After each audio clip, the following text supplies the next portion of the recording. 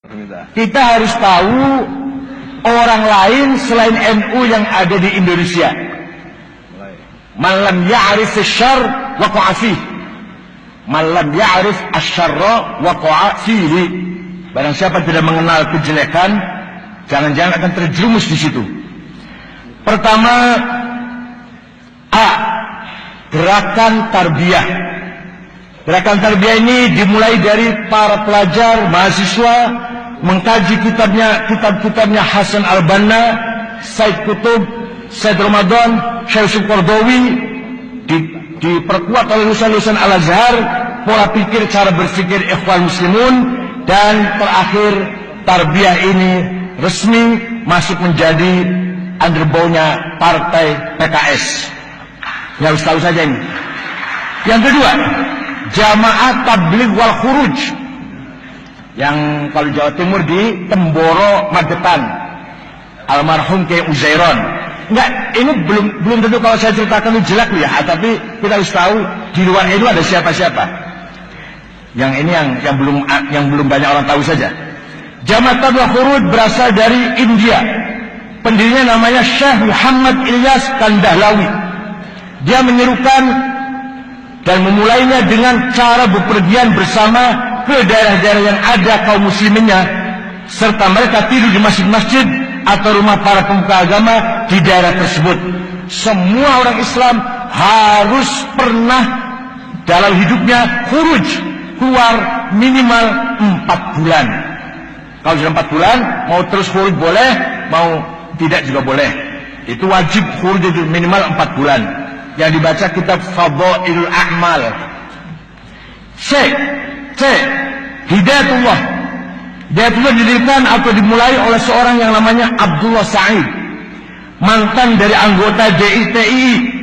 Abu Sa'id mendirikan Hidayatullah di Balikpapan, Kalimantan Timur, dan di Jakarta juga didirikan dengan ketuanya Abdurrahman. Sejak tahun 70-an, Hidayatullah berkembang dan sekarang sudah ada 140 cabang, dan mereka mendeklarasikan seluruh ormas Islam di tahun 2000. Ini agak keras sedikit. D. Grup Mujahidin. Grup Mujahidin adalah istilah yang dipakai oleh kelompok alumni Afghanistan. Jadi ketika Pak Presiden Habibie jadi presiden, memberikan ampunan kepada pelarian-pelarian politik, silahkan pulang, bebas, tidak ada sanksi hukum. Dan ini mereka itu aidina ila bilad, pulang semua ke tanah air kita ini, dan menjadikan penyakit yang luar biasa, terjadi bom Bali dan bom di mana-mana. Mereka adalah kharijin Afghanistan. Alhamdulillah, bukan Quran Boyo, alhamdulillah. Nah, yang terkenal adalah ketika berkumpul di Jogja, resmi berdiri Majlis Mujahidin, diketuai oleh Gus Abu Bakar Ba'asyir, yang jenggotnya panjang itu. Dan biasa orang kalau berjenggot tidak cerdas. Orang cerdas nggak berjenggot. Imam Amin nggak berjenggot. Gus Dur, Pak Nurholis Majid nggak berjenggot. Pak Nuh nggak berjenggot. Orang cerdas semuanya.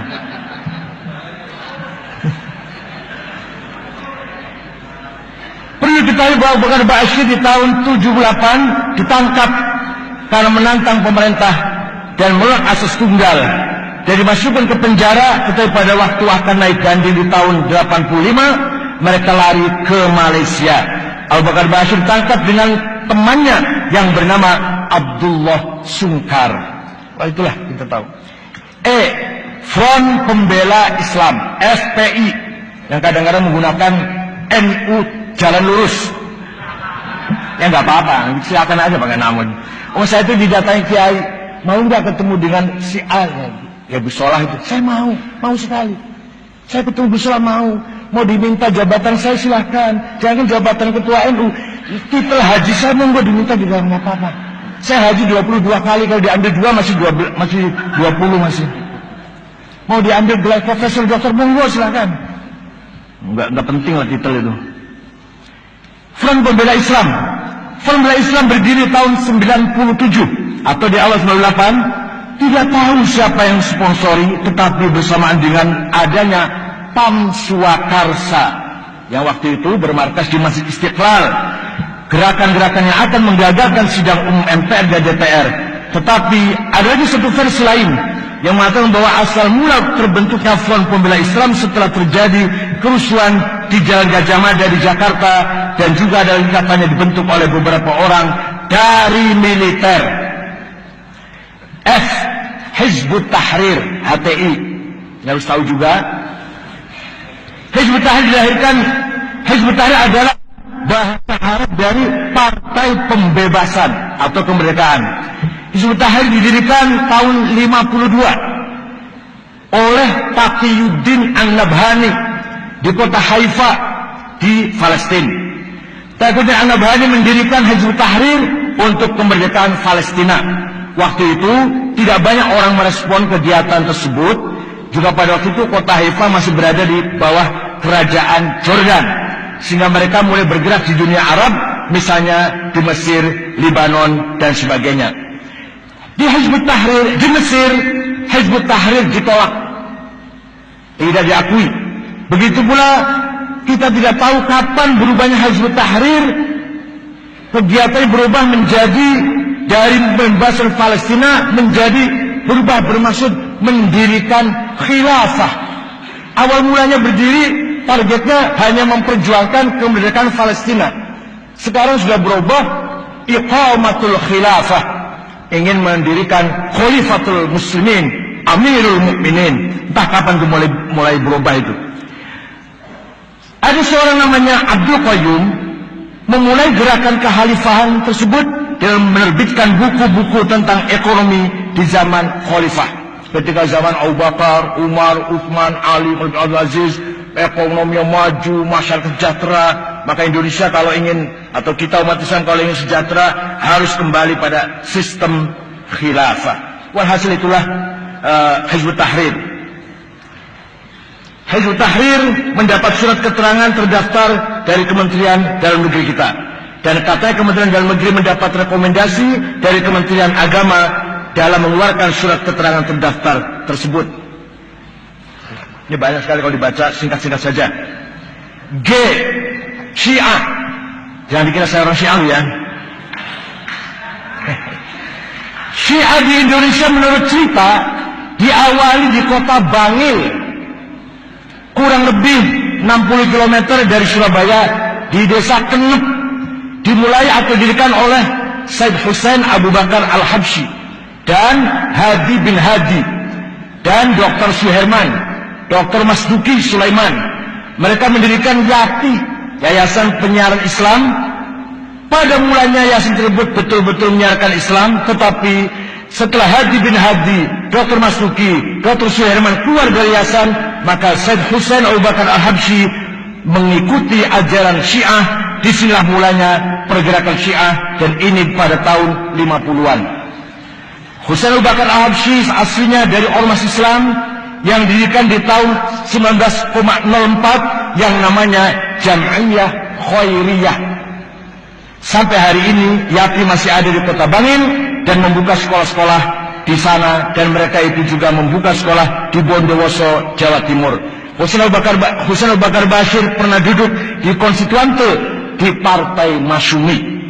Yayasan-yayasan, banyak sekali yayasan Syiah. Walhasil Syiah juga bahaya, hanya belum darurat.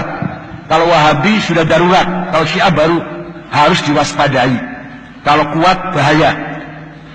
Kalau Wahabi, walaupun qalilum minal qalil, very small group, sangat kecil Wahabi, tapi sombong. Iya, dia kata saya sudah baca ini, saya bukan Syiah.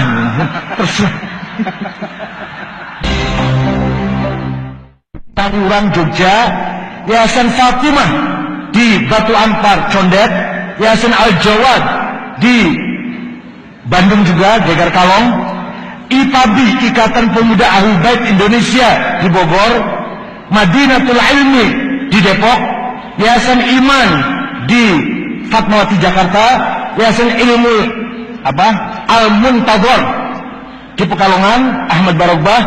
Tokoh-tokoh Syiah, tokoh Syiah di Pekalongan, Ahmad Muhammad Barogbah.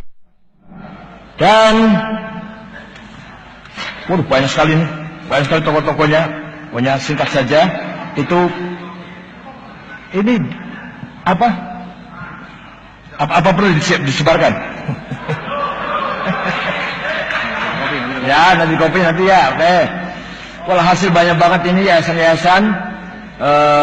Al-Madya Kota Utara, Al-Madinah di Bogor, Insan Cipta Prakasa Jakarta, As-Sodiq Jawa Timur, Babul Ilmi Pondok Gede, Az-Zahra Cawang Jakarta, Al-Kazim Al-Baro'ah Tasikmalaya, Yayasan 10 Muharram Bandung, Yayasan As-Salam Majalengka, Yayasan Mukarramah Bandung, Al-Mujtaba Purwakarta, As-Saifik Bandung, Al-Islah Cirebon, Al-Aqidah Tangerang, Darut Takrib Jepara, Al-Amin Semarang, Al-Khairat Jepara, Al-Wahdah Solo, Al-Mawaddah Kendal, Al-Mujtaba Wonosobo, Safinatun Najah Wonosobo, Al-Mahdi Jember, Al-Muhibbin Probolinggo, At-Taqi Pasuruan, Az-Zahra Malang, Yasin Ja'far Shadiq Bondowoso, Al-Yasin Surabaya, Yapisma Malang, Al-Hujjah Jember, Al-Kautsar Malang, Al-Hashim Surabaya, Al-Qaib Probolinggo, Al-Kisah Denpasar, Al-Islah Makassar, Paradigma Makassar, Fikrul Hikmah Makassar,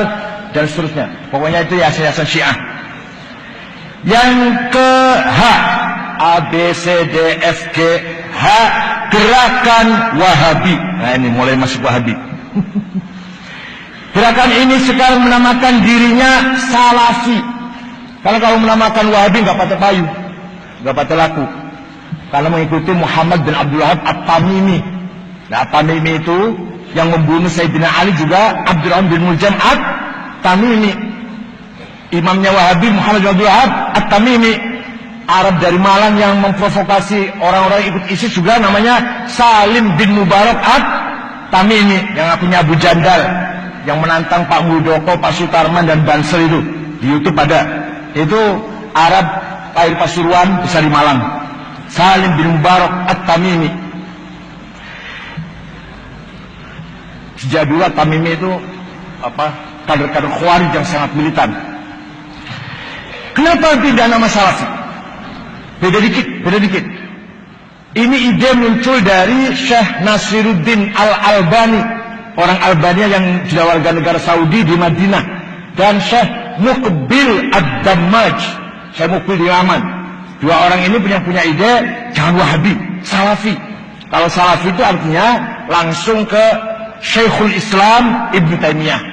Tapi kalau Wahabi kan Abdul Wahab, walaupun tujuannya akhirnya ujungnya sama sih. Tapi kalau Salafi bukan Muhammad Abdul Wahab, tapi ke Syekhul Islam Ibnu Taimiyah.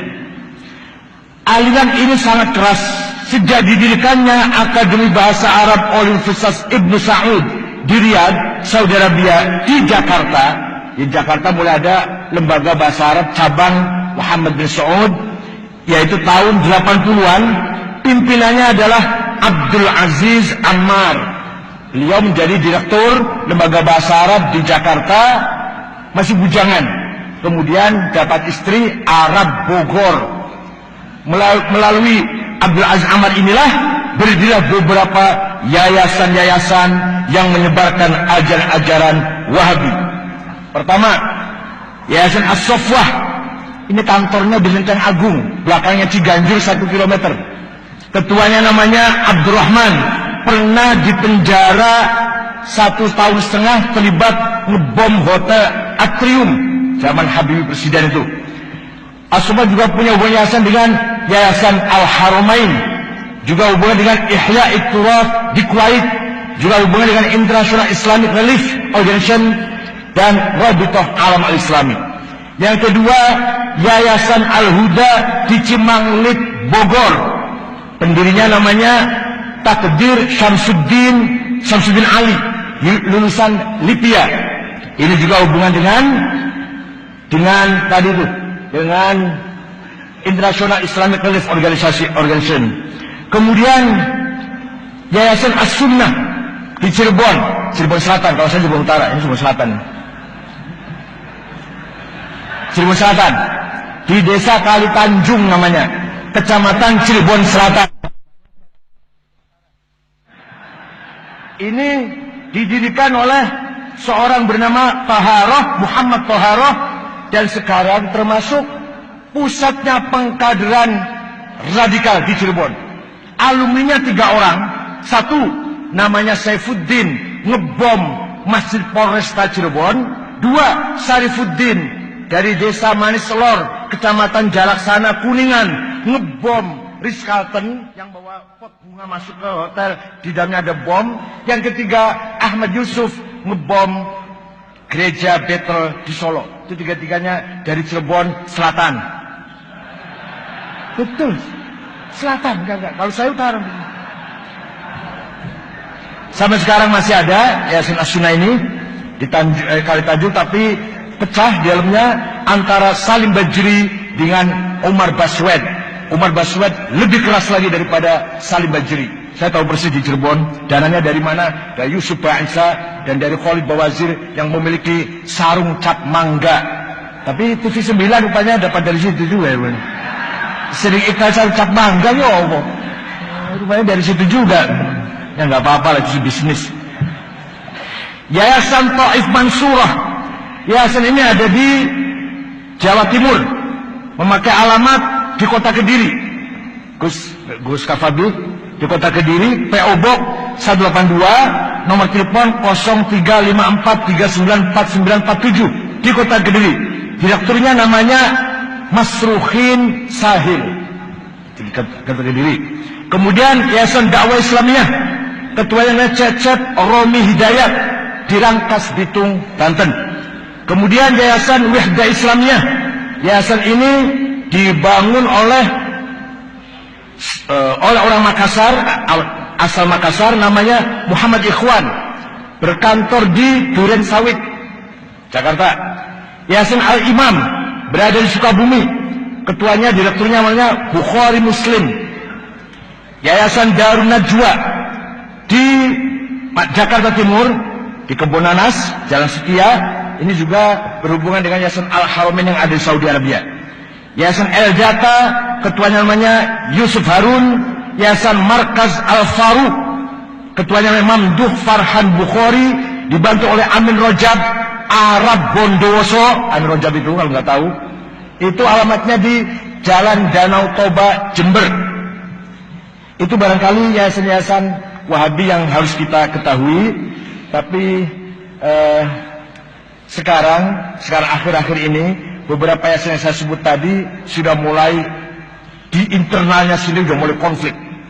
Jadi kalau kelompok radikal itu nanti salah satu anggotanya ada yang sedikit aja kendor, langsung pecah.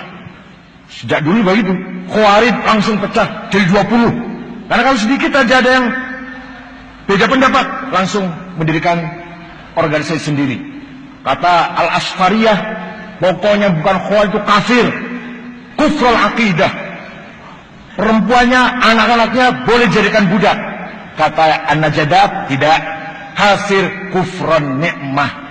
Anak kecilnya dan perempuannya tidak boleh dijadikan budak, tidak boleh menjadi rampasan perang. Itulah, pokoknya kalau kelompok ekstrim pasti mudah pecah. Tapi kalau kelompok moderat, insya Allah semakin solid, insya Allah.